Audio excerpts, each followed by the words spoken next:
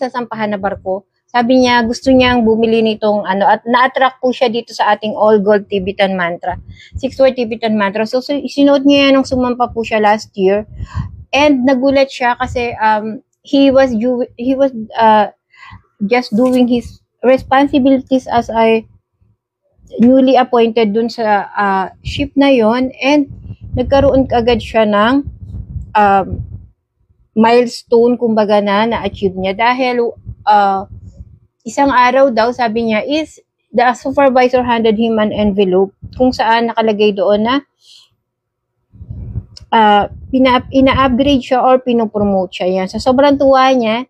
Yung kanyang asawa, pinabili pa niya na iba pang mga ganitong size na all gold Tibetan mantra natin. And ibinenta niya yon doon sa kanyang mga kasamahan doon sa barko. And natutuwa siya kasi para